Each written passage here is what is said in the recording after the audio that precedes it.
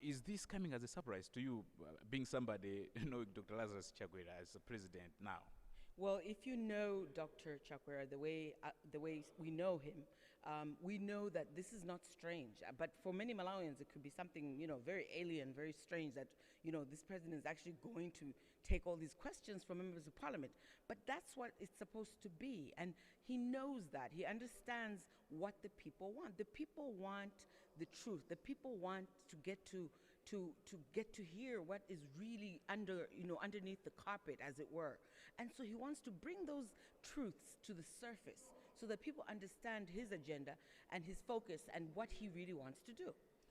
What precedence is the president setting as a leader, and also maybe for the future leaders coming ahead of him? Well, he's raised the bar pretty high. I mean, whoever comes in thereafter will have to follow suit, will have to come here and be answerable to the people. And so if you don't have the answers, it's going to be very difficult. But I think the president also wants to set a precedent to everyone in his administration, that he wants openness. He wants people to not hide behind closed doors and pretend things are okay when things are not okay. When things are not okay, let's say this is not okay. When things are good, we should say, hey, thumbs up, this was good. This is what he wants. He wants to promote that culture, even amongst his cabinet, even amongst the people that work around him. The president will be coming in just shortly, but just to give a comment on the SONA. He was here last week on 4th September to present the State of Nation address. Yes, what would you say about that State of Nation address? To be honest with you, I thought he was very clear on his vision. He was very clear on the path he wants to take Malawi. And if you listened very carefully, he also gave insight into what he sees as a future for this country. So he talked about many things: infrastructure development, he talked about health, he talked about education, he talked about economic empowerment. He talked mostly about prospering together, which is what Malawians want. We need to prosper together. We need unity. The president is coming in, so we'll take a break and we'll be back after the president has responded to the questions from honorable members of the August House. Bye for now. I'm Philip Tsiganyanga, and I was joined by Martha Chikuni, head of marketing and media and marketing at State House.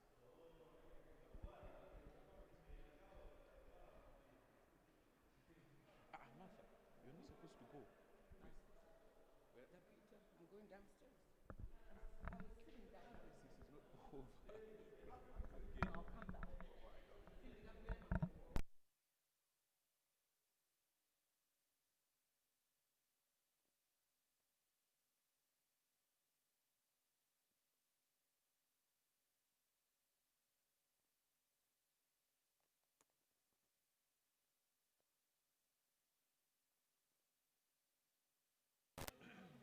You call it?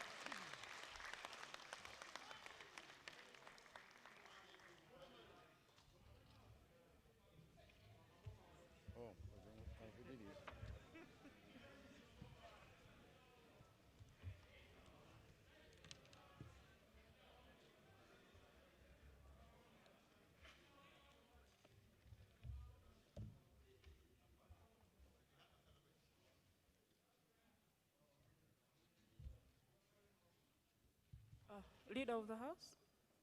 Thank you so much, Madam Speaker. I would like to move all relevant standing orders in order for us to tackle business, current business 1, 2, to Section 89 of the Constitution of the Republic of Malawi. I beg to move, Madam. Thank you, Honorable Leader. Honorable members, we have a motion on the floor, and the motion is that we move all relevant standing orders in order for us to tackle business as stated by the Leader of the House. Those of that opinion say aye. Those of the contrary view say no. The ayes have it, and the motion is carried. Government business. Item A, number 2. The President to respond to questions pursuant to Section 89, subsection 3C of the Constitution of the Republic of Malawi.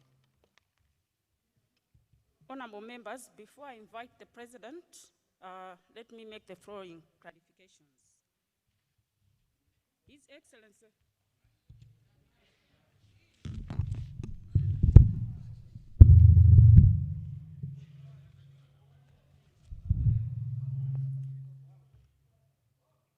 Honorable members, His Excellency the President is here to respond to queries, questions, and clarifications on issues which members raised during debate on the State of the Nation address.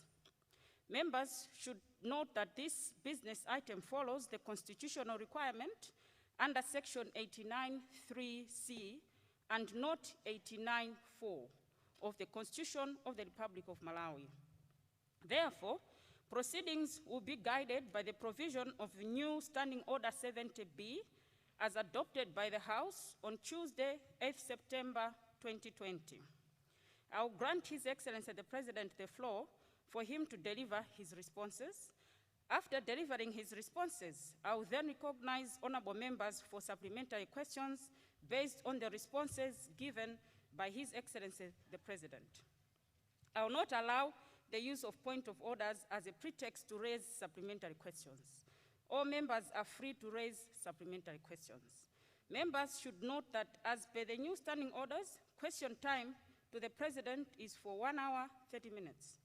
I will therefore curtail without question, put proceedings after 1 hour, 30 minutes. After the President's question time, I will ask the mover of the motion on the State Address, Lower West, to wind up debate. Immediately after putting the question on the State Address motion, I will then adjourn the House to Friday, 11th September 2020. Let me also remind members that all other rules of decorum during proceedings will apply. Let me now give the floor to His Excellency the President, Dr. Lazarus Makafe Chakwera, to take the floor. Your Excellency, sir.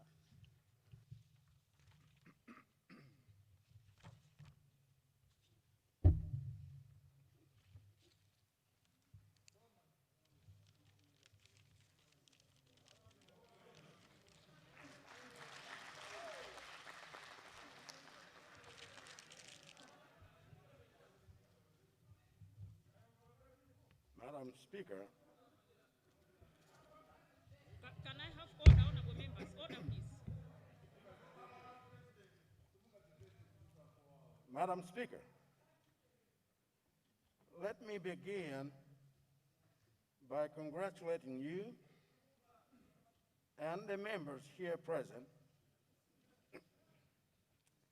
for supporting my efforts to fulfill this constitutional requirement of appearing before this House to be held accountable as a servant leader of the people.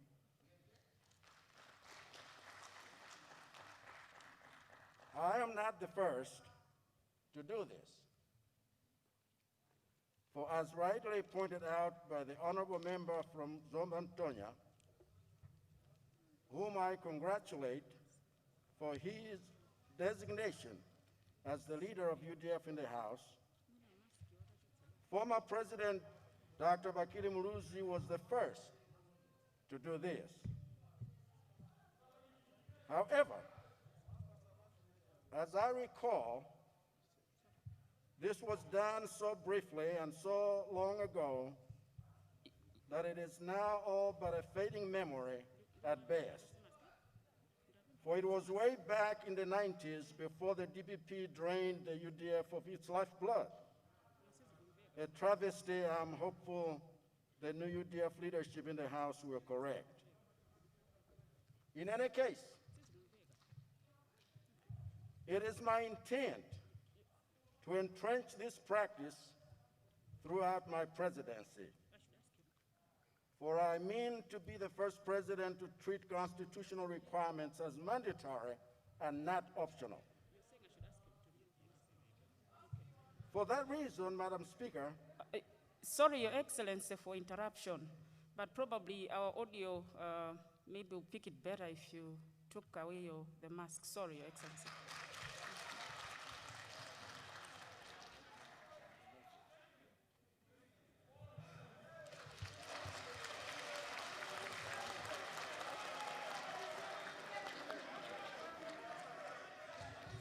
you have actually freed me immensely, and I'm grateful. It's an honor.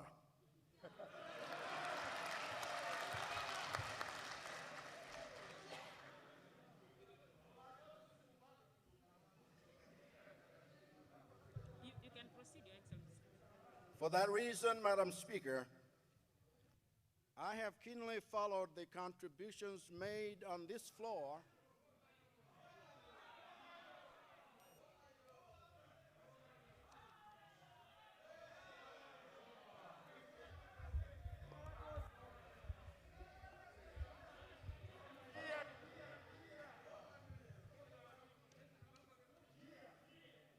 For that reason, Madam Speaker, I have keenly followed the contributions made on this floor to the debate over my State of the Nation address, and I propose to deal with the matters arising therefrom in three parts. First, as a matter of courtesy, I will respond to the concerns raised by the Honorable Leader of Opposition, then respond to those raised by other members, and finally conclude by fielding supplementary questions for as long as that time permits. Madam Speaker, it should come as no surprise that the Leader of Opposition and I have different views of both the country and his party's performance in government over the past 6 years. For example, he praises his party's president for, quote, significantly setting the pace for our development, end of quote. But I fail to see how he arrives at the conclusion. For one of the reasons Malawians fired his party from running the affairs of this nation is because it significantly slowed the pace of our development. After all, Malawi is neither the Singapore nor the Europe that the DPP promised.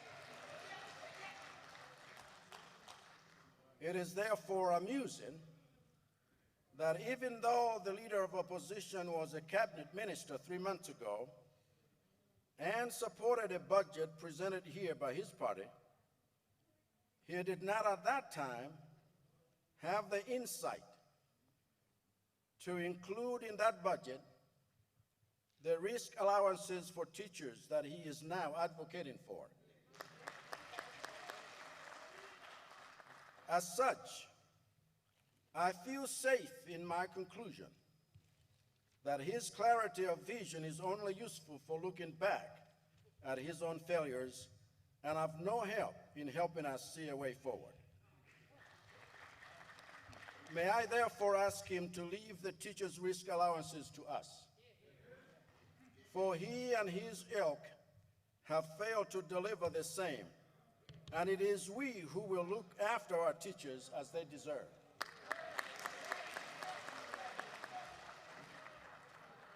Madam Speaker, I also note that the Honorable Leader of the Opposition led the pack in attacking my proposal to save billions of taxes by constructing official permanent residences in our constituencies.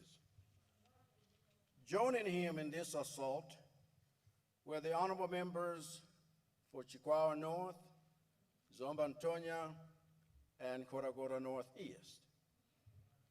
I believe that their fallacious misrepresentation of the proposal was ably dealt with by the honorable member for Nshishi South. But allow me to say only two things more on this. The people of Malawi will pay over $2.7 billion in housing allowances to the members of this House during their term of office. Yet, not a single member has stood up to say that they would like to forfeit this allowance to go towards their constituents. From this double standard, I discern that the objections to the provision of an official house for MPs are not motivated by a desire to save money, but a desire to keep Malawians paying MPs' housing allowances indefinitely. My proposal would cost the Malawian taxpayer nothing and save the taxpayer billions in the long term. So I'm amazed that there are members here who believe it would be better to keep costing the taxpayer billions and saving the taxpayer nothing. Secondly, I reject the suggestion that building houses for MPs means that we will not build houses for teachers, nurses, soldiers, and civil servants. The housing crisis among our civil servants is a DPP legacy my administration is going to reverse. And the DPP should not even deny that the housing crisis among civil servants is their creation. For the leader of opposition himself admitted that after 11 years of DPP administration, quote, civil servants, including teachers, nurses, police, and army officers, social welfare officers, and agriculture extension workers, end of quote, live in what he described as dilapidated houses. My administration is here to clean up that mess.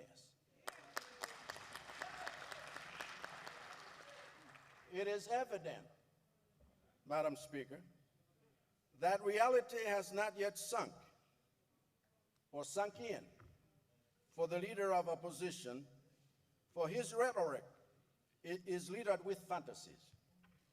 He alleges that the June 23rd polls, quote, divided the nation along tribal and regional lines, end of quote. The reality is that it is his party that attempted and failed to divide the country along those lines. But thankfully, the Malawian people did not allow it. 1 in 3 of every Malawian who voted for me was from a region other than my own. And so the honorable leader of opposition's aspersions do not stand up to the scrutiny of facts. In fact, I imagine that it is this disregard for facts that led him to claim, as many as 6 times in his address, that my administration has been in office for 3 months, when it has in fact been less than 75 days. In this regard, I must thank both the Minister of Forestry and Natural Resources from my party and the honorable member for Mulanje Southwest, from his party for pointing out to the leader of opposition that I have been in office for, quote, 2 months, end of quote. Unfortunately, in so doing, they have exposed the DPP's error of expecting Malawians to trust the leader of opposition to lead when he cannot even be trusted to count.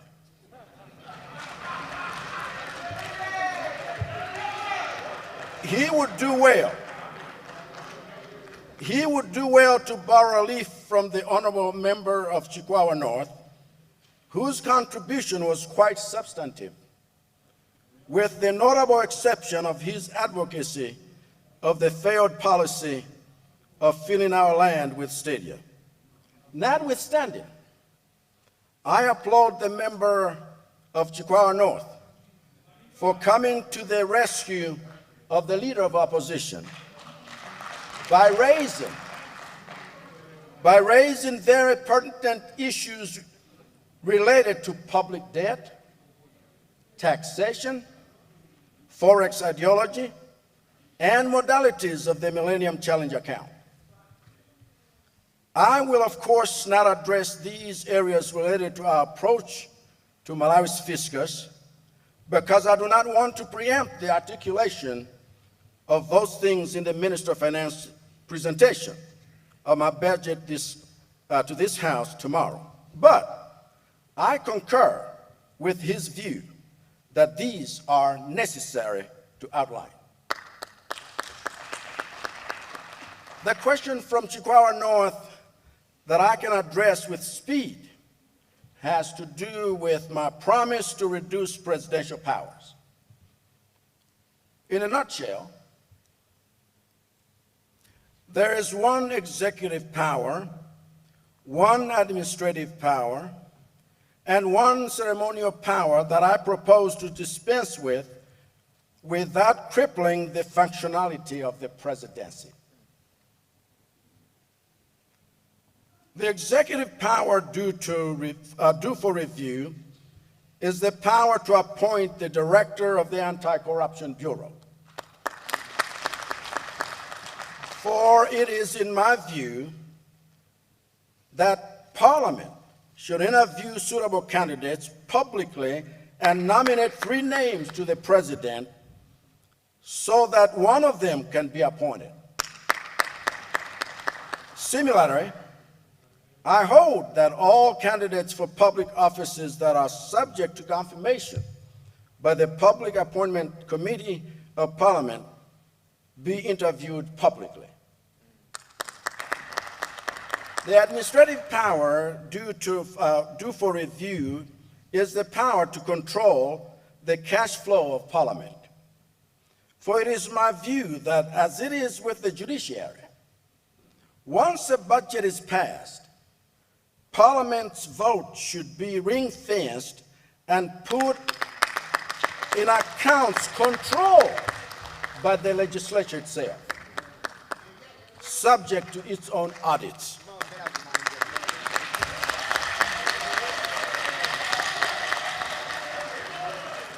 The ceremonial power due for review is the power to preside over public universities as chancellor, which is a relic of a bygone era. In this new century, where our goal is to increase the number of public universities and establish them as bastions of free thought, academic administrators must be fully empowered to run our universities. Each of these changes is unprecedented, but needed nonetheless, Madam Speaker. Madam Speaker, let me return to the Honorable Leader of Opposition's queries. If I agree with him on anything, it is in his denunciation of regionalism.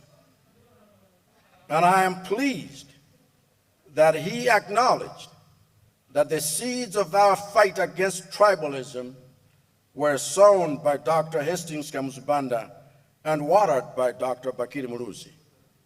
However, even here, in matters of historical fact, it seems necessary to furnish the leader of opposition with basic facts.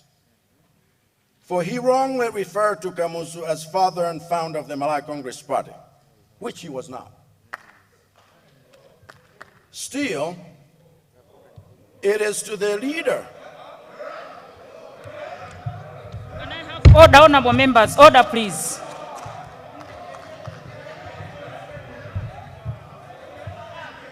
He was father and founder. Honorable members, can I have order on my left, please? He was father and founder of the Malawi nation. The Malawi Congress Party was founded when he was in prison, and the first leader was Oron Chira.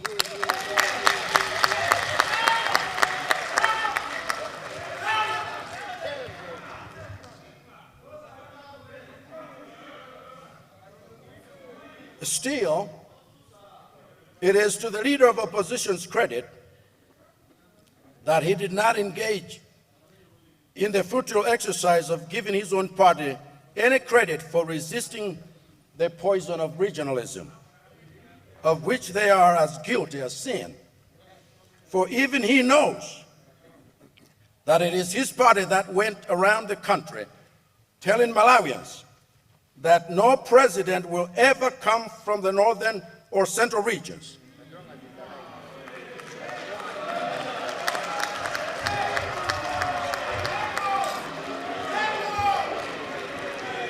But God. Order, please. Order, honorable members. Can I have order, please? Let me have order, please.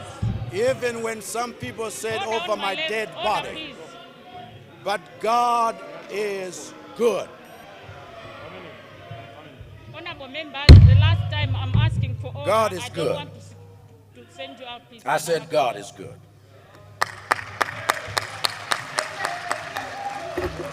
I also agree with him when he says that Malawians have high expectations of my administration, or that, quote, Malawians cannot wait to start eating 3 meals a day, to start buying cheap fertilizer at 4,495 kwacha per 50-kilogram bag, end of quote.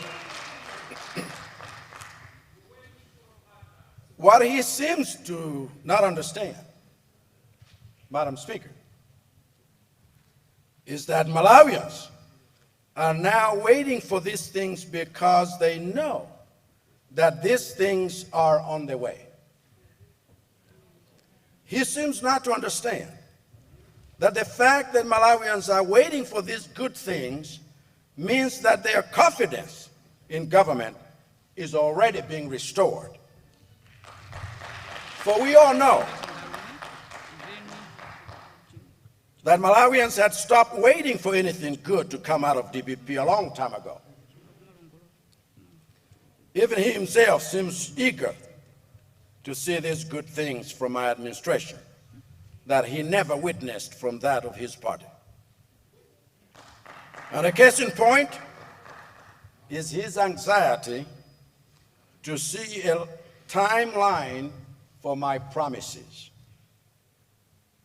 which is strange, considering that he himself goes on to repeat the timelines I mentioned in relation to birth rates and death rates. Similarly,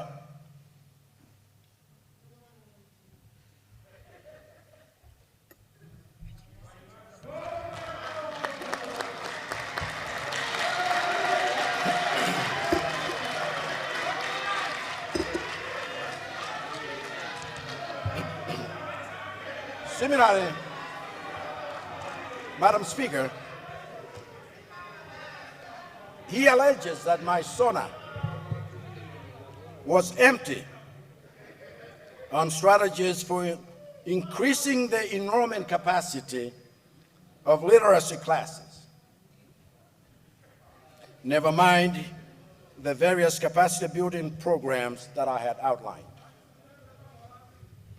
Still, Madam Speaker, worse than his penchant for selective reading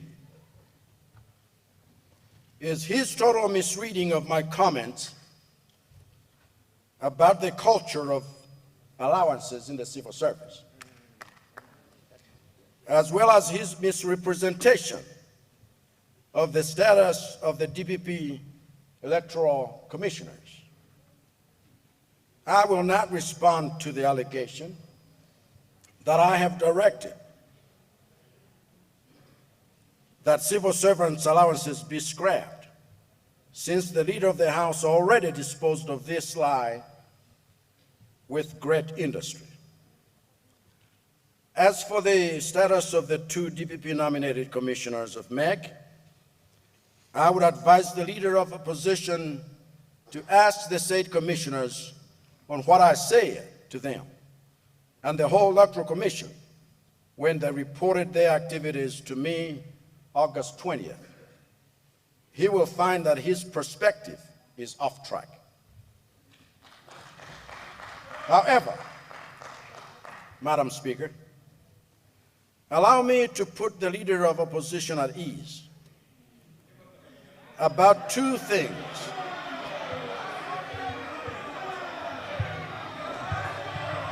Honorable members, order please. Can I have order please? About 2 things he clearly misunderstood from my sonar. The first is about expatriates, contrary to his insinuation that my position... Zomba Chingali, can I have order please? Next time you're going to go out if you continue.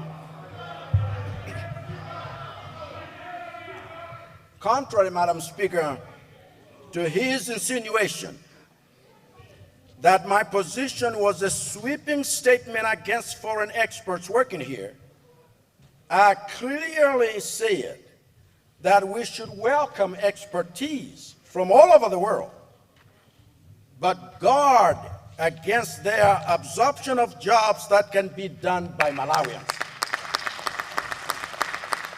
which is in fact already against the law. The second and last is his insinuation that the principal secretaries I have moved around the civil service have been moved around because, quote, they are perceived to be DPP sympathizers, end of quote. I think the leader of opposition should tell us who it is, who it is that principal secretaries as being DPP sympathizers. I say this because, as far as I know, all principal secretaries are by law required to be nonpartisan in the conduct of their work. So if he perceives the 13 principal secretaries he mentioned as being partisan, he should tell us how he knows that these civil servants are sympathizers of his party. I must hasten, Madam Speaker, to add that he must also take off his partisan license when assessing the arrests affected by the police against suspected lawbreakers. As far as I know, no official of the DPP has been arrested, unless we all are speaking of arresting development. But if those public servants who have been arrested are DPP members, let the leader of opposition tell us plainly. In any event, neither I nor the Vice President have any involvement in the decisions made by law enforcement agencies about whom to arrest, for they are now enjoying the independence from political interference they were denied by DPP administration. An administration which sent police officers to bomb and tear gas MCP offices, including the MCP headquarters, while the American ambassador was paying me a courtesy call. That kind of political witch hunting is over, and we will not miss it. To demonstrate my resolve to neither shield nor persecute anyone, the honorable member from Zimba North stood on this floor on the afternoon of Monday and alleged that there are members of my cabinet receiving bribes from Asians to obstruct the course of justice, and that he even knows where this money is kept. I challenge him to ride in my convoy after this meeting and take us to the place where the money is, so that the police can arrest such.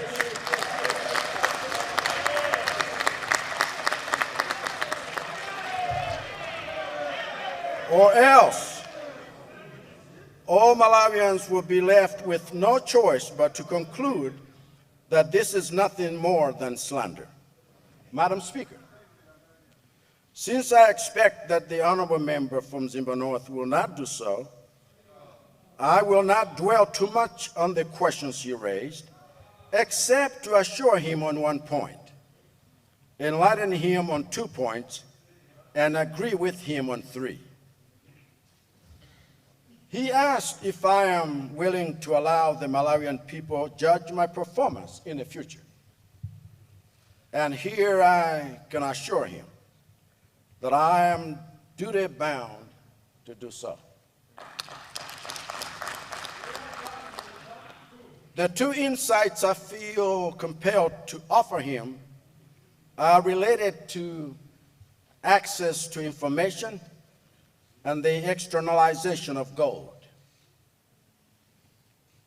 As most members here know, access to information is not a bill coming to this House, as the honorable member from Zimba North supposes, but it was already passed into law December 14th, 2016. Of my administration is to operationalizing it. As for his curiosity about gold, it should be of interest to him to know that a 2019 analysis by Reuters determined that in 2016, $15.1 billion worth of gold was imported from Africa by the United Arab Emirates alone, without being recorded in the exports of African states. Accordingly, Theory of Economic Complexity established that $88 million worth of this gold came from Malawi. Finally, I agree with his assessment that Malawi is in desperate need of banking reform, land reform, and industrial reforms, and my administration is facilitation of the same. Madam Speaker, the subject of industrial reforms brings me naturally to the legitimate concern raised by the leader of UDF in the House regarding the environment, which also relates to issues of climate change, as raised by the honorable member of Chikwawa North. I wish to agree fully without reservation with the statement made by the leader of UDF in the House, saying that, quote, without healthy ecologies, we cannot achieve healthy economies, end of quote. Just this week, I met with the eminent environmentalist, Professor Sosten Jota, to weigh in on my ambitious agenda to address climate change issues in a way that will galvanize the whole country to treat this as the existential threat that it is. My agenda, developed in consultation with the Minister of Forestry and Natural Resources, seeks to address challenges we face as a nation in the areas of environmental management, forestry management, water management, and climate change management. Because of the seriousness I attach to this cause, I left the subject out of the SONA so that I could address the whole nation on these issues with singular focus later this month. This is because I do not view this area as the responsibility of government alone, but a matter of survival for our people and for all of us. I therefore look forward to unveiling this program soon. Madam Speaker, let me stop here for now in order to field as many of the members' questions as your standing orders and time will allow. But I thank you most kindly for your attention. Thank you, Your Excellency.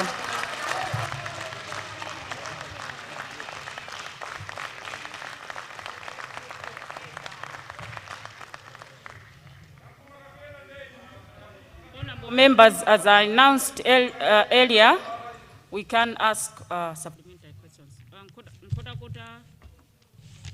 Kodakoda North East, do you have the floor? Sorry?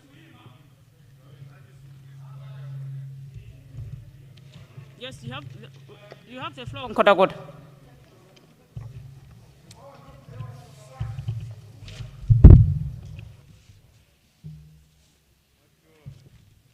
Can you give her a mic, please?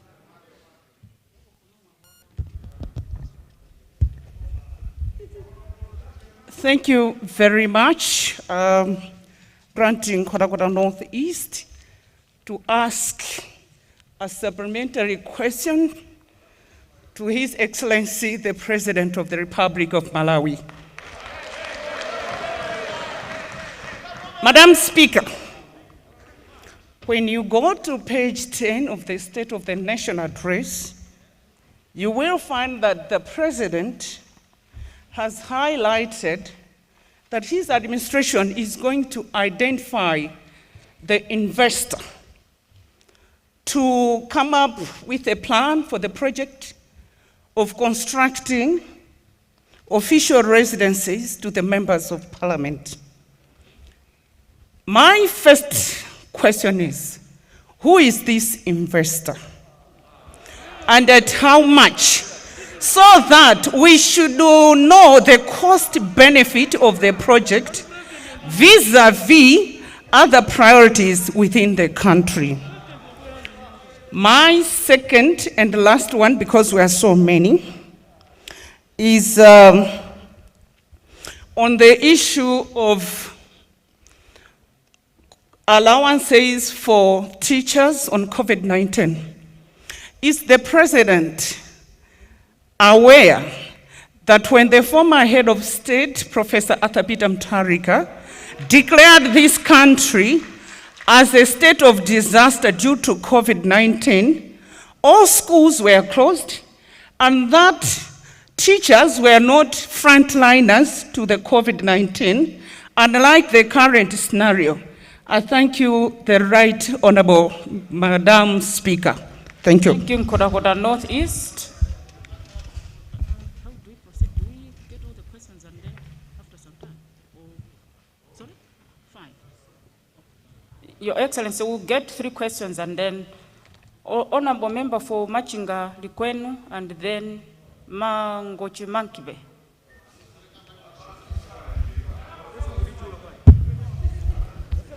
Madam Speaker, in his opening statement, Mr. President said that he's here because of his ardent desire to respect the Constitution.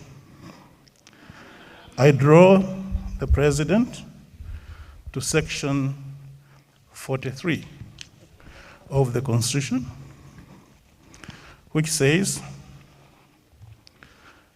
every person shall have the right to lawful and procedurally fair administrative action which is justifiable in relation to reasons given where his or her rights, freedoms, legitimate expectations, or interests are affected or threatened. To be furnished with reasons in writing for administrative action where his rights, freedom, legitimate expectation, or interest are affected. Madam Speaker,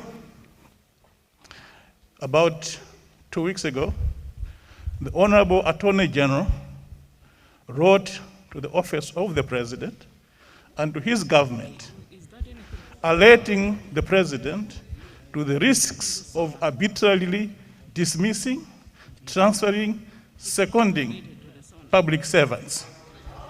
Is the President going to respect the Attorney General and reinstate all the people that he has dismissed, transferred, seconded, contrary to the advice of the Attorney General? Thank you, honorable members. Just a guide, honorable member for Machinga Likwet. If you remember, I did clearly guide that today's questions are on the SONA.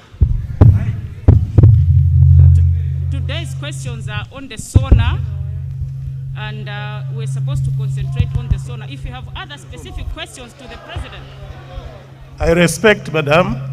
At page 5 of the SONA, he makes reference to the subject matter I'm discussing, and he went to town attacking the leader of opposition on the very fact of public appointments.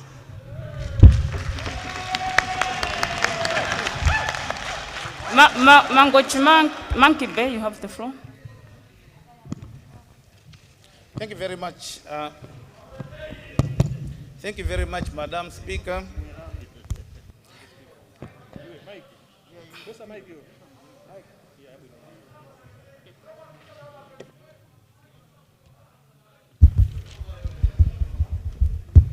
Thank you very much, Madam Speaker, and thank you for the honor given to me to ask a question to His Excellency, the President of this country. My question is on affordable input program, which in responding, His Excellency made mention that the supplies that people have been waiting for are on the way. One of the reasons, Your Excellency, but first of all, I have to congratulate you for this particular program, because if it's going to work, then it's going to be a big milestone for your administration. But one of the challenges that FISIP met during its implementation is unscrupulous suppliers who, instead of supplying the fertilizer, which was intended to land onto the cultivated gardens, they were simply going around to buy the coupons and claim money from the coupons. Now, this meant that the intended fertilizer did not reach the intended cultivated gardens. I see the same possibility on the AIP, and I wanted to ask if you ever gave it a thought, and if you gave it a thought, would you please enlighten this House as to what measures would be put in place to ensure that that doesn't happen? And the way I think it's going to be happening is that the suppliers, whether using coupons or using whatever form of information technology, the suppliers could simply receive the 4.495, and instead of issuing fertilizer to the buyer, they give a 10,000 kwacha to them. And most of them will be attracted for that, with that. They will get money, they will give little money and get more money out of it instead of getting the fertilizer. So a supplier would simply be securating the few bags of fertilizer that are in his shop to so many beneficiaries. For example, you can own a shop where you are only stocking 100 bags of fertilizer. instead of selling and issuing the fertilizer, you receive the money and give more money and recycle those $100 to so many beneficiaries. So it will register at the central office that indeed fertilizer has been sold, but that fertilizer has not actually gone to the gardens, and therefore whatever we plan to produce out of this program might not be produced. I wanted to find out, Your Excellency, whether there are measures that have been put in place to curb these unscrupulous suppliers. Thank you. Thank you. Your Excellency, I'll now give you the floor to respond to the 3 questions, then we'll get another set of questions. Your Excellency, please.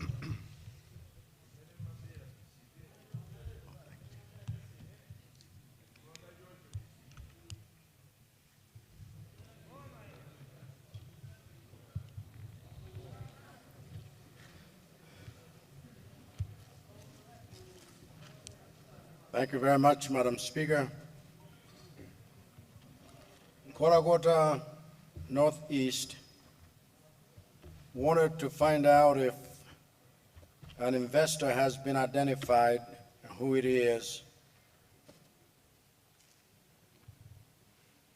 and second of all, she wanted to find out, or she wanted to make this statement that COVID-19 allowances for teachers vis-a-vis the state of disaster that had been declared, and schools were therefore closed, so they would not have thought about it.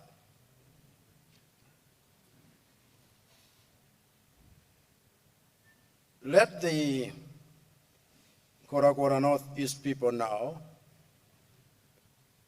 that what is contained in the SONA is an expression of intent, and the processes that are needful to do the due diligence will be followed for the identification of such. I have no one in mind except to say that this is something that needs to be looked into.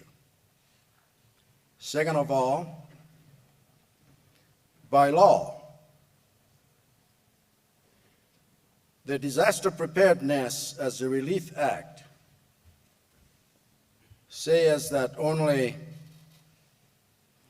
a state of disaster that can be declared is for 3 months, unless the devastation or the declaration is renewed. And so there was no renewal of the same. But be that as it may,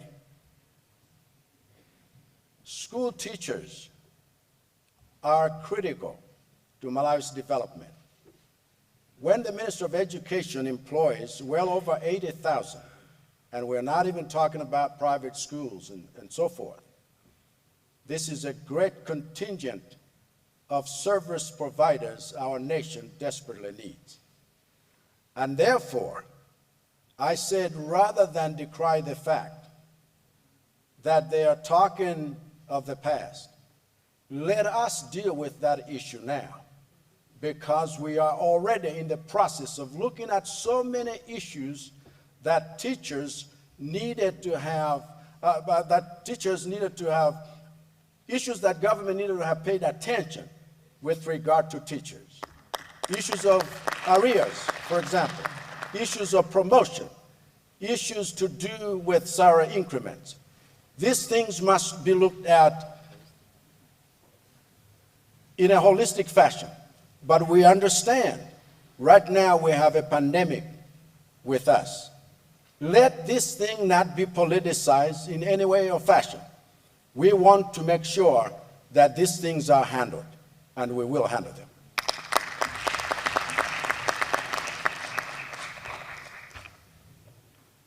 Machingali Kwenu talked about Section 43 of the Constitution and read the relevant part that he premised his question on. I can assure you that even though the constitutional reference was not a part of my SONA, no prejudice has been suffered by those transferred on the same grade and no loss of salary at all. MPSR operationalizes the constitutional requirements vis-a-vis the transfer of public servants or civil servants. And if at any given time they demonstrated that that's how they were doing it, they probably would have a much more holy ground to stand on. These are administrative issues that take place from time to time in all of the civil service.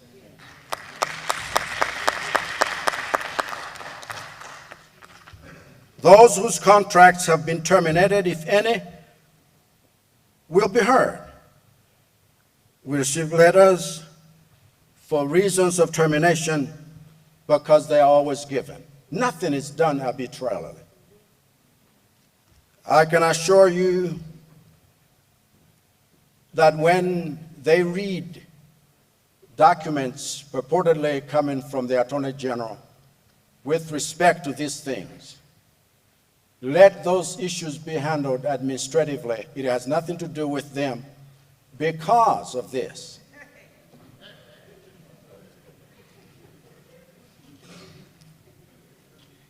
The President cannot be asking, do you respect the Attorney General's advice?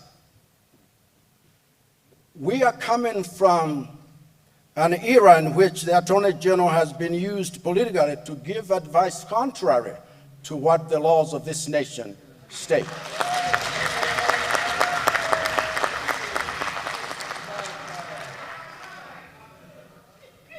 In disciplinary issues, some of these things have to be taken into account.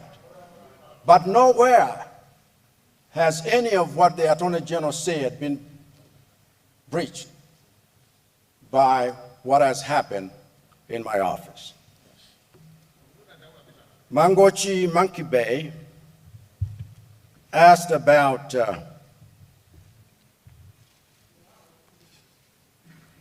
the affordable imports program and based his question on the experience of the phased out feast program that had challenges, which challenges at times through studies and research had been pointed out, that beneficiaries rarely benefited from that program because of middle people that used to swindle people from accessing the same. Let me just state that IDs will be used and entitlements or inputs are displayed after swiping on supplier's smartphone. So everything will be done in the open. Small stakeholders such as security and police and intelligence are also involved in this. Any corrupt practice will not be entertained at all. And I want to reassure the nation that these things will be done in such a way that even those who have complaints, and if it is linked to something unscrupulous, as it has been stated, used to happen, they will have to face the law. We will not entertain. We will not entertain any shenanigans in this program when Malawians have suffered so long. Madam Speaker, let me stop there for a moment. Thank you very much, Your Excellency. Salima Northeast. Salima Northeast, then Lilongwe South.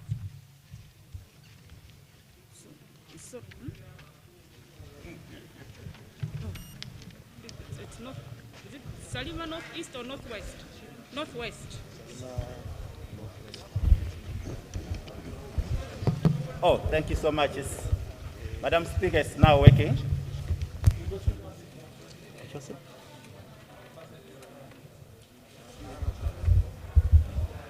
Thank you so much, Madam Speaker, for according Salima Northwest constituency to ask our beloved President a question. Madam Speaker, this country, inclusive of my constituency, has got many people and patients suffering from different types of cancers that require specialized clinical management at hospitals, either locally or abroad. Because the same, if they are to access that treatment abroad, is never available within the country. Madam Speaker, through you, by calculation, I'm informed that a management of one case costs at an estimation of $12,000, and this excludes air travel and accommodation. And we've got limited resources within our external referral budgets to send patients abroad. Therefore, the question is, what plans does this beloved government and the government of the people has to ensure that there is speedy finalization of the cancer treatment center at Kamuzu Central Hospital, so that patients who require cancer services, especially, Madam Speaker, radiotherapy, can access the same, which has been ignored by the previous government. I submit, Madam Speaker. Thank you. Lilongwe, what has gone out of order? Madam Speaker, the guidance of this House through you was that when the President comes here, we shall restrict our questions to the SONA. That this time will be dedicated for the SONA only. Is the honorable member there within orders that he should be talking about the cancer and the cancer and the cancer and the cancer? Honorable, without being reflecting on you, I'm sure cancer is it's a health matter, which I think he's allowed to ask, because he's asking cancer should be it's a health matter.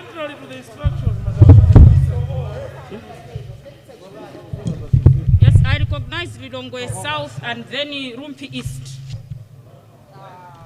Thank you very much, Right Honorable Speaker.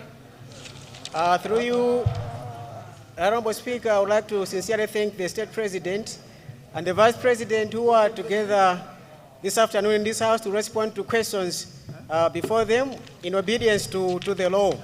Madam Speaker, my question is basically to do with the response of His Excellency, the President, to the Leader of Opposition regarding those that have been arrested and have been suspected to have stolen resources from government coffers.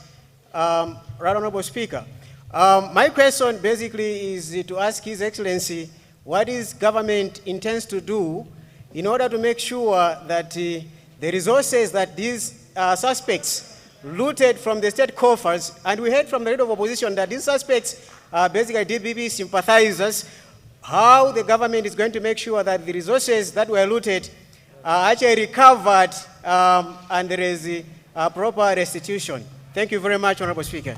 Thank you. Rumpi East.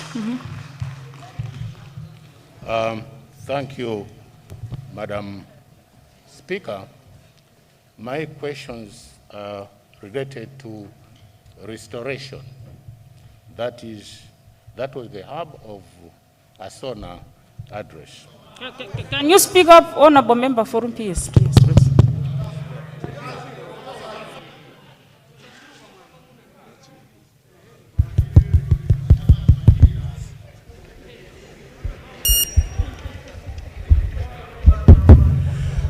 Thank you, Madam Right Honorable Speaker, for granting the people of Rumpi East this opportunity to ask the State President. But before I do that, may I congratulate the President, His Excellency, Dr. Lazarus McCarthy Chakwera, for a victory well deserved. My question, first question is restoration. Has he thought of accords? Has he thought of a transformational solution? Has he thought of a reconciliation? These three elements in restoration. Lastly, restoration. I would like to ask him if indeed he has also considered, which has been a pain, and I should appeal to my fellow members of parliament, don't misquote me, don't misunderstand me, but this is a fact. Restoration on press trust. Press trust was dubiously acquired, and it was a pain of the former head of state how it was acquired. At that particular time, I happened to be a director, divisional, agriculture divisional service. Have you thought of addressing this issue of how press trust was dubiously acquired, dubiously passed in this house, to take away from the owner with dubious information and dubious way of doing it? This is something that we have to address if we are to restore order and discipline in this country. I thank you, Madam Speaker. Thank you. We have, honorable members, we have 3 questions, and I'll ask His Excellency to respond, and then I'll take another set. Your Excellency, please.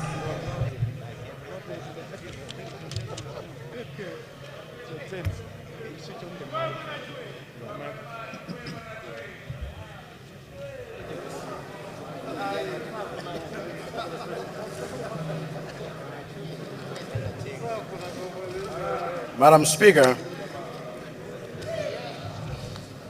Can we reduce the background noise, please? Salima Northwest asked a very important question with regard to the cancer center vis-a-vis cancer patients who have to receive treatment outside the country and have been receiving treatment outside the country when we could have our own. I just want to agree with the honorable member that there are many patients with different types of cancers who do require specialized clinical management at hospitals abroad, and it is quite costly for government. People will recall that government has constructed a 60-bed cancer center in Lilongwe, which will provide radiotherapy services within this financial year. The project, however, has delayed because the construction of the radiotherapy bunkers, due to capacity challenges by the consultant who was recommended by the International Atomic Energy Agency, has had to be revisited. The Minister of Health is concluding that recruitment of an experienced consultant, and plans are already underway for that constructor to be on site by December this year.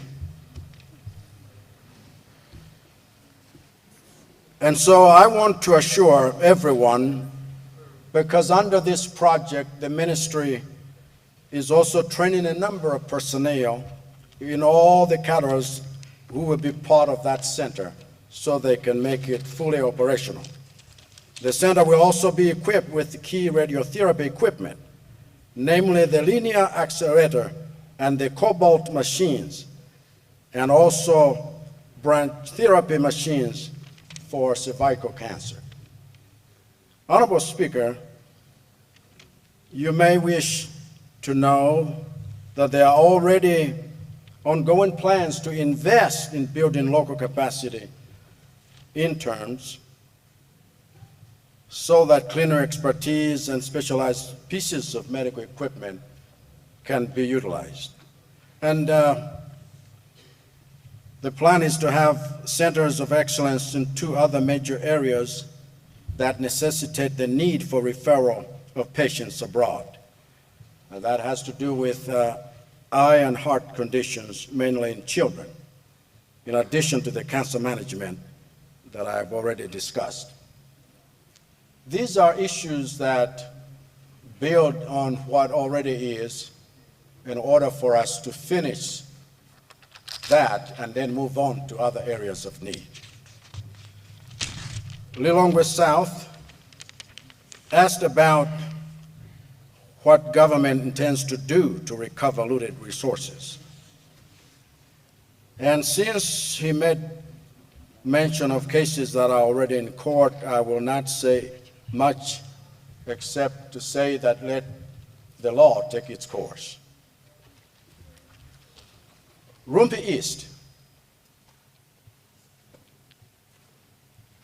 asked several questions on the issue of restoration, and then he went on to talk about whether I have considered transformational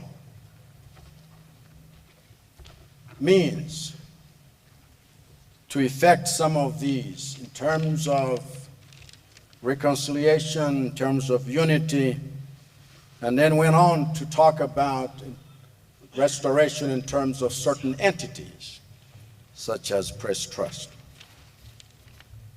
which he said was dubiously acquired. He seems to know a lot more. And my simple consideration of that question is that this was reconstituted under the Press Trust Reconstruction Act, which was passed by this very House. Albeit at that time, the doctrine of necessity was used as a way of making that.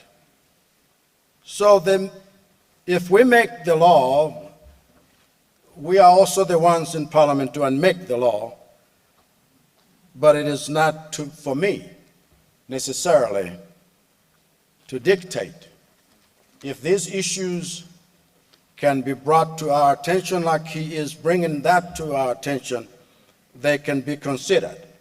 But I wouldn't tell you that I had considered it because I hadn't. But in terms of other issues to do with national reconciliation, I did speak about the fact that we want to go deeper, beyond.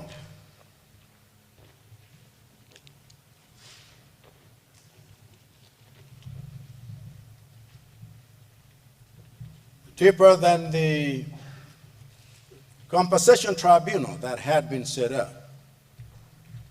At that time, much of the emphasis had been on monetary compensation, but there was very little to do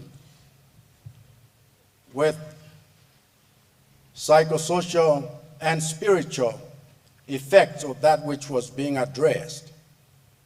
And genuine reconciliation does not take place until there is a confrontation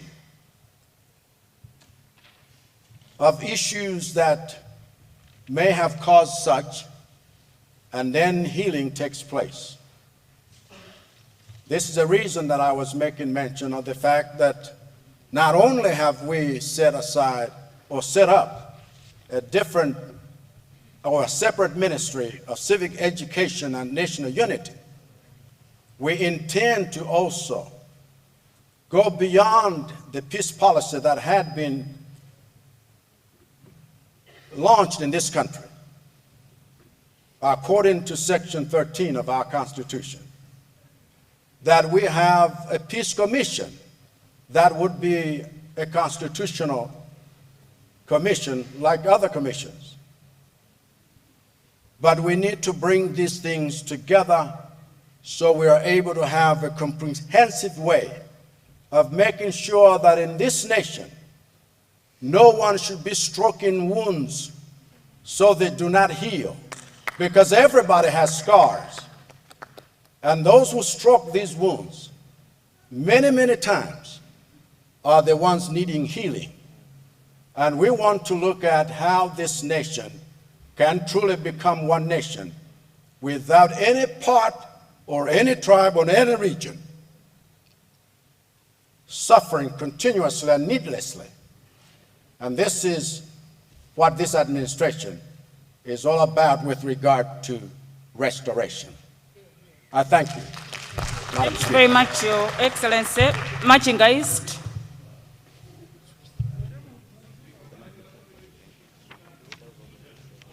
Oh, sorry.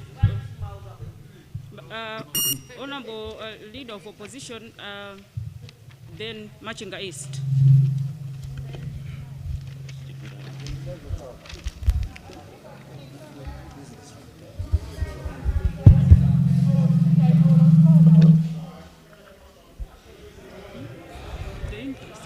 Your Excellency, welcome to the House. May I ask you to take it easy?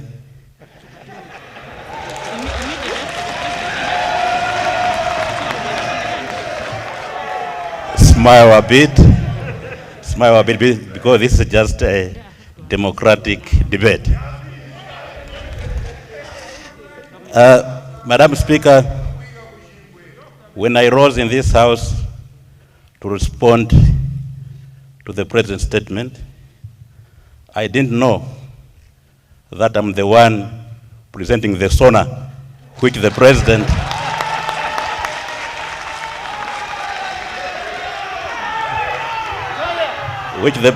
has come to respond to me today. Because order, please, honorable members, order, please. His Excellency has repeatedly, more than 20 times, Leader of Opposition. To that, I say thank you. But two things. Your Excellency, on the issue of the Malawi Electoral Commission, the commissioners, I would ask you maybe to do us a favor, to give us an exact answer, because I'm aware you met them on the 20th of August, and what you said in that meeting, when they complained to you, you said you look into the matter. Now this is, the 10th of September, 20 days later, the letters have not yet still been received. So I thought that you could clarify more on that with due respect. Secondly, on the political front, I wanted to ask Your Excellency to be sincere, to say that is what you are running a Tonse government, a Tonse Alliance government, or an MCP government? The reason is simple. One, you came here, talked much about your high five MCP agenda, forgetting that within your alliance, there are the likes of Honorable Michael Usi, who had his own Ojazaka Aribe Mulandu. I thought that could have been incorporated into that. Point of order. Secondly, and lastly, during the campaign, you crisscrossed the country with a horde of politicians supporting you, renowned and experienced politicians, the Right Honorable Kumbo Hastings Kachali,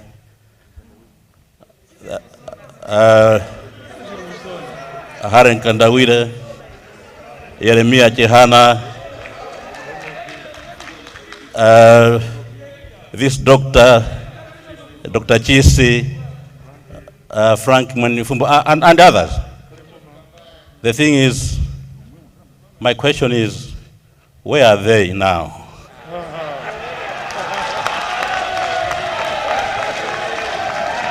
Was it a matter of Point of order. the all of What has gone out of order? Point of order. What has gone out of order, leader? Honorable Leader of Opposition, we have a point of order from the leader. No, The leader is standing. I'm finishing. I'm saying that's the last part. That's the last part of my my question. So I just wanted to the president to clarify, to say, are we running? Is he running a Tons Alliance government or an MCP government? I thank you, Right Honorable Speaker. Thank you. Leader of the House, you had something? Madam Speaker, I would like to ask whether the Leader of Opposition is in order for actually leaving out the whole SONA now, and now starting concentrating on the political side of it. I want to know whether that is in order or out of order, because he's now talking about politics and asking where Hastings Kumbo Kachari is, when he has got a phone number for Hastings Kumbo Kachari. What he can just do is go and call him and ask where Hastings Kumbo Kachari is, and that's simple as that. Thank you, Leader. Indeed, my guidance, Your Excellency, you pick on the questions that are directly related. You don't have to answer anything that is just probably lighter moment. Thank you. I already recognized Machinga East and then Cholota. Selective across all appointments as a matter of